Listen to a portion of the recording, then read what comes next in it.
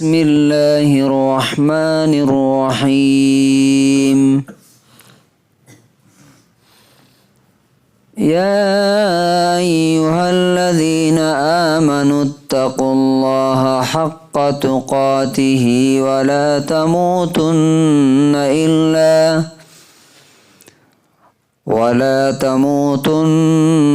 الا وانتم مسلمون۔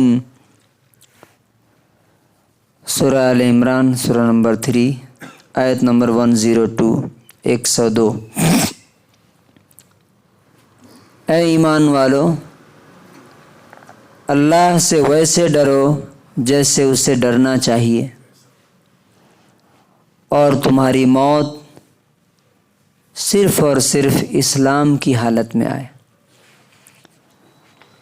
O believers, fear Allah as He should be feared, and do not die except as Muslims in submission to Him۔ یہ آیت جو ہے کہاں سنی ہے آپ نے؟ کہاں سنتے ہیں؟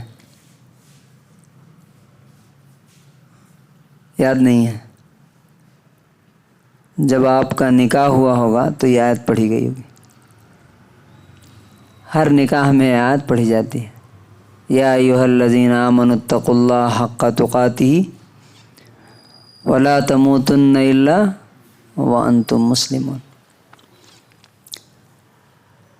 آپ سوچیے کہ کتنی اہم بات ہے کہ رسول اللہ صلی اللہ علیہ وسلم اس آیت کو ہر نکاح میں پڑھتے تھے۔ دو باتیں اس میں ہے اور دونوں بڑی ہی امپورٹنٹ ہیں۔ پہلی بات اللہ تعالیٰ کہتا ہے کہ اے ایمان والو، اتقوا اللہ، اللہ سے ڈرتے رہو، حق تقاتہ، جیسا اس سے ڈرنے کا حق ہے۔ جیسے ہم کہیں گے تم اپنے ماں باپ کی خدمت کرو جیسا ان کا حق ہے، اس لیے کہ انہوں نے سب سے زیادہ تمہارے اوپر اپنا ٹائم اور پیسہ، سکون، چین سب انویسٹ کیا ہے۔ اللہ تعالیٰ کہتا ہے کہ اللہ سے ڈرو جیسے اسے ڈرنے کا حق ہے۔ اب اس کا مطلب کیا ہوا؟ 3 باتیں ہیں ڈرنے میں، یاد رکھیے۔ حضرت عبداللہ ابن مسعود رضی اللہ عنہ اس آیت کی تفسیر میں بتاتے ہیں کہ اس کا مطلب یہ ہے، نمبر 1، پہلا پوائنٹ، ان یطاع اللہ فلا یعصى، کہ ہمیشہ اللہ کی بات مانو، کبھی بھی اس کی کوئی بات ٹھکراؤ نہیں، ٹالو نہیں۔ سامنے آ جائے، چاہے وہ کتنی بھی مشکل لگے، چاہے کتنا نقصان دکھے، اللہ کی بات کو ایکسیپٹ کر لو، اسی میں تمہاری بھلائی ہے۔ یہ نہیں کہو کہ لوگ کیا بولیں گے، بچے کیا کہیں گے، فیملی کیا کہے گی، حکومت کیا کہے گی۔ نہیں، کیوں؟ اس لیے کہ اگر تمہارے ذہن میں یہ سوال پیدا ہوتا ہے کہ یہ بات اللہ کی مان لوں گا تو میرے بچے کیا کہیں گے، میری فیملی کیا کہے گی، لوگ کیا کہیں گے، تو اس کا مطلب اللہ تمہارا معبود نہیں ہے۔ کون ہے؟ وہی لوگ تمہارے معبود ہیں۔ تم ان سے زیادہ ڈر رہے ہو اللہ تعالیٰ کے مقابلے میں، اس لیے کہ اصل نفع نقصان پہنچانے والا کون ہے؟ اللہ تعالیٰ۔ نبی صلی اللہ علیہ وسلم نے کلیئر فرمایا، ترمذی کی حدیث ہے، پوری دنیا اگر جمع ہو جائے تمہیں نقصان پہنچانے کے لیے، تو کتنا نقصان پہنچا سکتی ہے؟ جتنا اللہ نے پہلے سے مقدر کر رکھا۔ اور پوری دنیا نفع پہنچانے پر جمع ہو جائے تو اتنا ہی نفع پہنچا سکتی ہے جتنا اللہ تعالیٰ نے مقدر میں لکھ رکھا ہے۔ تقدیر کا قلم اٹھ چکا ہے لکھ کر کے۔ تو نمبر 1 کیا ہے؟ اللہ کی بات مانو، ان یطاع اللہ فلا یعصى، اور نمبر 2، وَأَن يُشْكَرَ اللَّهُ فَلَا يُكْفَرُ، کہ اللہ تعالیٰ کا شکر ادا کرو، کبھی اس کی ناشکری نہ کرو، زبان پر کبھی یہ بات نہ آئے کہ اللہ تعالیٰ نے میرے ساتھ ایسا کر دیا، میرے ساتھ برا کر دیا، یا اس نے جو نعمت دی ہے اللہ تعالیٰ کے شکر گزاری میں اس کو لگاؤ۔ فار ایگزامپل، اللہ نے آنکھ دیا ہے، اس آنکھ کا شکر کیا ہے؟ اس سے اللہ کی نشانیاں دیکھی جائے، اللہ کی کتاب دیکھی جائے۔ اگر اس آنکھ سے آدمی حرام چیزیں دیکھے، عورتوں کو دیکھتا ہے، گانے سنتا ہے، فلمیں دیکھتا ہے، تو اس کا مطلب کیا ہے؟ اس آنکھ کا غلط استعمال کیا، اللہ کی ناشکری کی آنکھ کے معاملے میں۔ اسی طرح آپ پورے جسم کو دیکھ لیجئے، پوری فیملی کو، اپنے مال کو، اپنے ایسٹس کو دیکھ لیجئے۔ اور تیسرے نمبر پہ ہے وَأَن يُذْكَرَ اللَّهُ فَلَا يُنْسَى، اللہ کو یاد رکھو ہمیشہ، کبھی بھی اس کو بھولو نہیں۔ کیوں؟ اس لیے کہ اگر تم اللہ کو یاد رکھو گے اللہ تعالیٰ تم کو یاد رکھے گا، اور اگر اللہ کو بھول جاؤ گے تو اللہ تعالیٰ بھی تمہیں بھلا دے گا، تمہاری اللہ کو ضرورت نہیں ہے۔ اب یہ بات کہاں پر آتی ہے؟ جہاں پر انسان کو اللہ کی بات ماننے میں کوئی نقصان ہوتا ہوا نظر آتا ہے، وہاں پر نہیں چھوڑتا انسان۔ لوگ سنتے ہیں باتیں لیکن مانتے نہیں۔ لیکن صحابہ کرام کی زندگی میں آپ دیکھیے کس کس کو نہیں چھوڑا لوگوں نے؟ ماں کو چھوڑ دیا کہ نہیں؟ حضرت سعد بن ابی وقاص رضی اللہ عنہ جب مسلمان ہوئے، ماں نے کہا نہ میں کھاؤں گی نہ پیوں گی جب تک کہ تم اللہ کو نہیں چھوڑ دے۔ کیا کہا انہوں نے؟ کہا کہ مجھے تم سے محبت ہے لیکن اللہ سے تجھ سے زیادہ محبت ہے۔ اگر تیرے جسم میں 1000 جان ہو اور سب ایک ایک کر کے نکل جائے تب بھی میں اللہ کو نہیں چھوڑوں گا۔ یہ ہے اللہ کی بات ماننا۔ اولاد کو آدمی نہیں چھوڑ پاتا ہے۔ ابو بکر صدیق رضی اللہ عنہ نے اپنے بیٹے کو، ان کے بیٹے نے کہا کہ جنگ جب ہو رہی تھی، جنگ بدر یا جنگ احد، تو کئی بار آپ میرے سامنے آ گئے، میں چاہتا تو آپ کو مار دیتا۔